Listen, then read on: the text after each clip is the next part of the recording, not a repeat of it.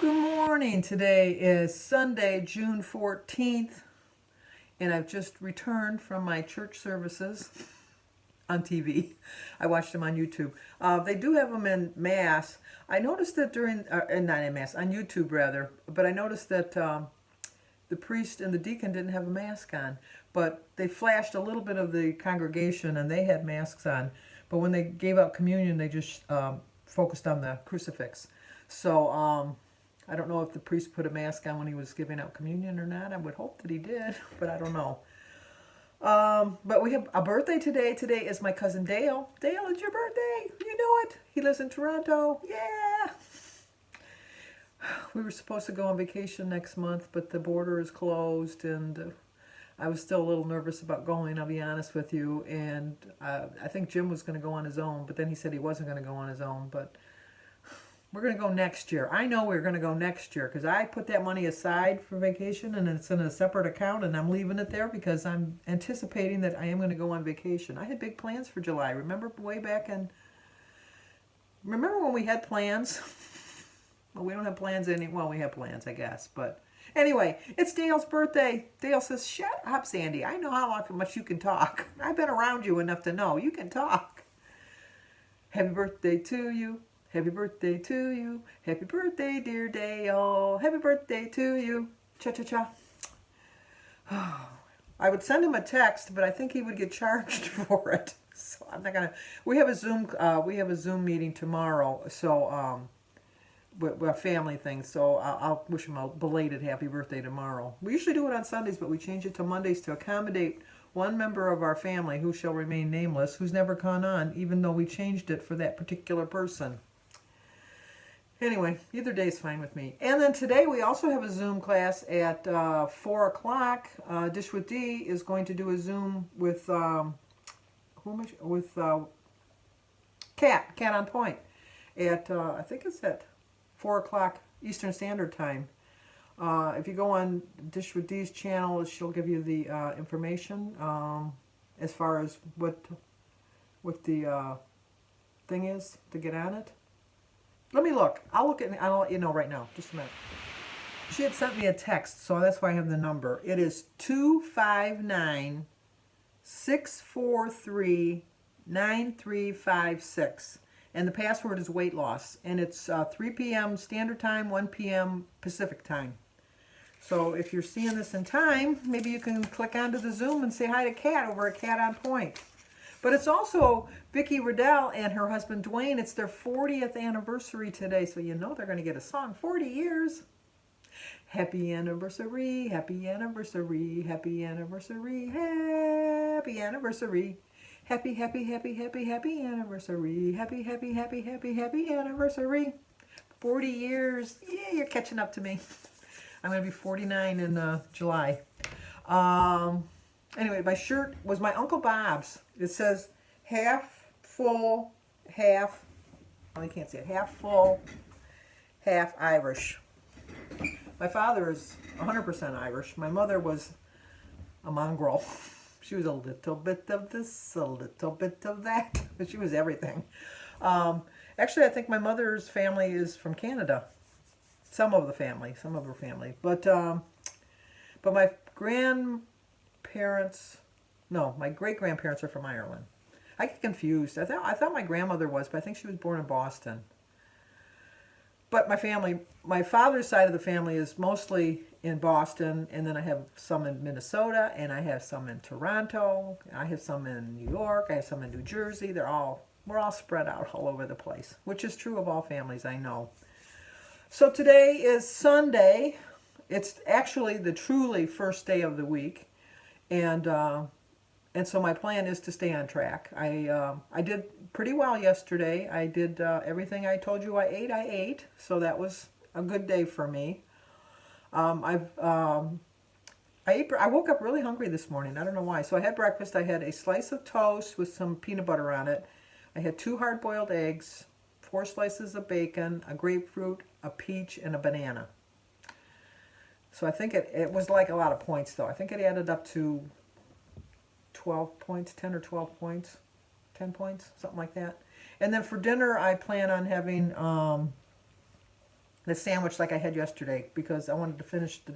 I find with deli meat it doesn't stay very long in the fridge, and I'm the only one that eats. Well, Jim eats bologna and piccolo, which I don't eat, and I usually eat the turkey or the ham. But I noticed I usually get the Oscar Mayer deli cuts, but I noticed that once I opened it, that it doesn't really stay fresh very long. So what I do is I freeze some of it, but I don't know.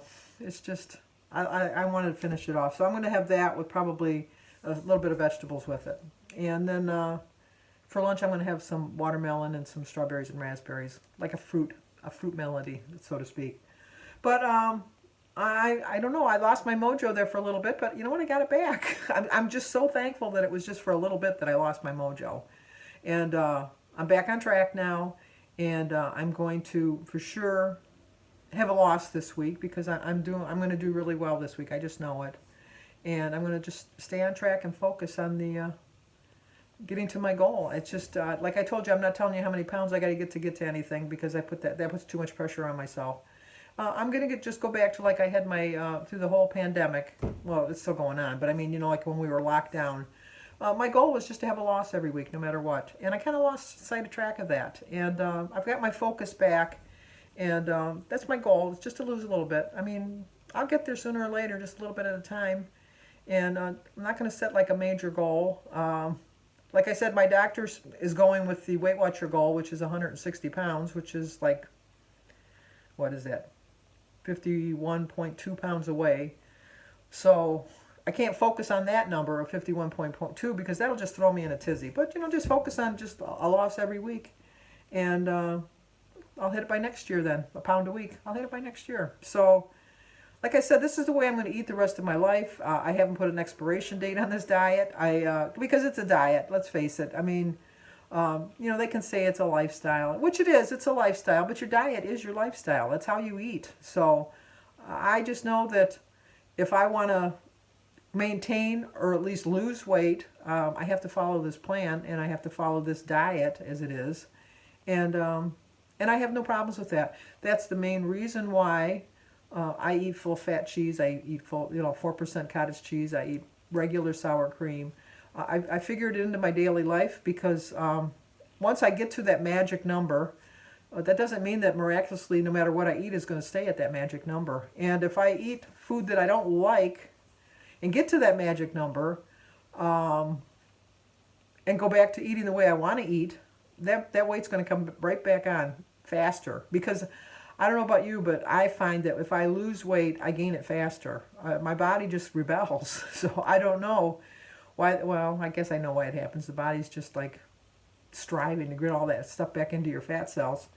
But I know that I don't ever want to go back being heavy like I was before. And I mean, I know I'm still heavy, but I'm not as heavy. I'm a lot healthier. And it doesn't matter how you can be the skinniest, winniest, skinny person, and you cannot be healthy. So that doesn't, being your size doesn't judge your health.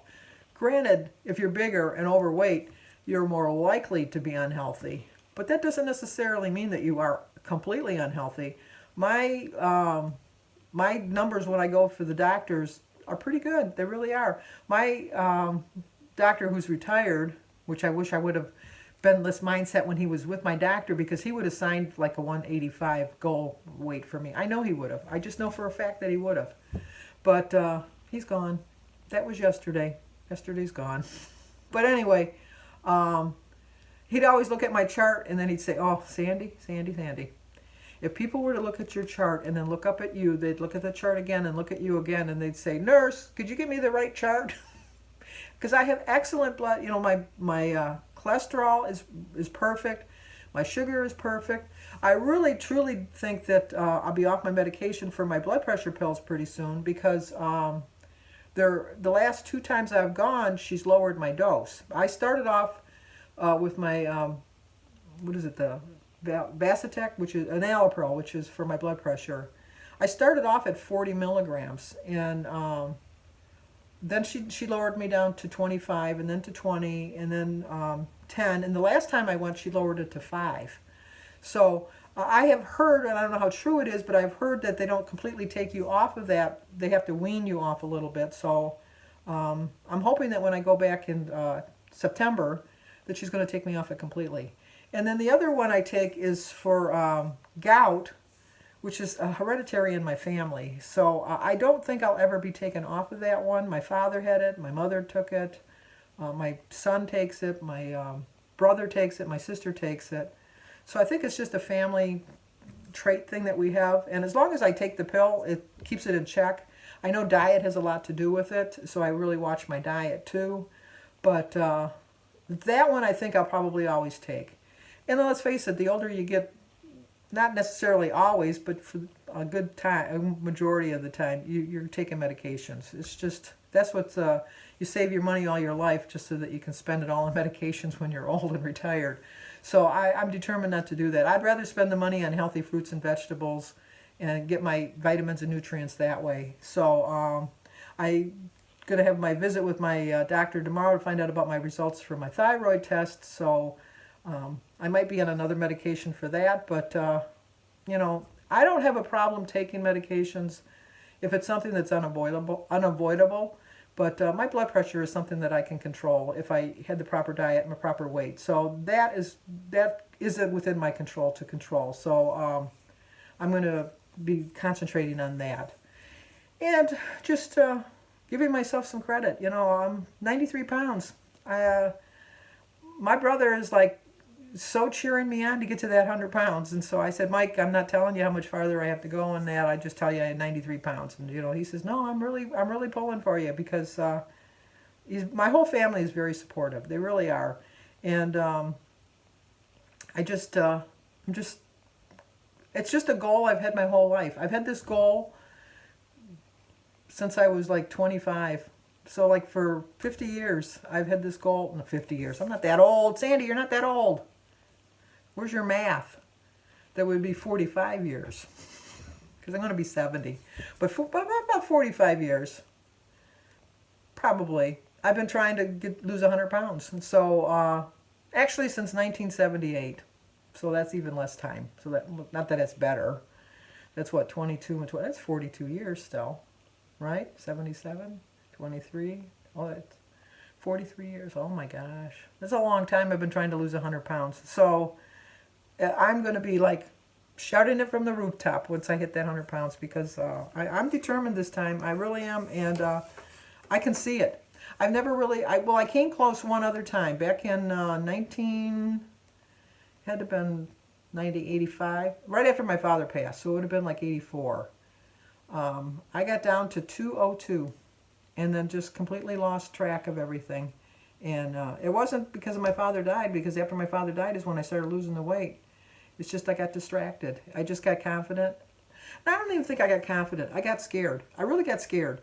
And I think that that might be part of the reason that I'm self-sabotaging now is it's just... my whole life I kept saying, no, you'll never be under 200 pounds again. You'll never be under 2. And now when I get there, I'm kind of like defeating myself, thinking, or doubting myself is the better word. Doubting myself, thinking that, you know, you're not going to get there. Why do you keep telling yourself? Why do you keep lying to yourself? And so I think I self-sabotage for that reason. But, oh no, we're going to see a 1 in front of my number by the end of summer. And I know that's like a goal that I said I'm not going to set a goal, but that's within reason. By September, by my birthday, to be in Wonderland. That is, that can be. But it's not a goal, because we know, can't set goals. But this year, I'm going to see a 1 in front of my number. And I'm never going to see a 2 in front of it again, because I'm determined this time. Because I have not set an expiration date on this diet. I know that this is the way I'm going to eat the rest of my life. I have full faith that I'm going to do it this time. I have no doubts. I really have no doubts. I'm going to struggle along the way, I'll be honest with you. But, you know, I think I'm human. I think all humans struggle in some sense. And this is my struggle. So, anyway, going to get on with my day now. Jim went to Cabela's. He says, you want to go with me? And I went, go in a store? No, not so much. But I'm working at it. I am working at it. I did go to Kroger's the other day. I'm just slowly. So if you're new to my channel, please subscribe, leave a comment, hit the like button, and share it. So I will talk to you guys tomorrow, and remember, stay safe.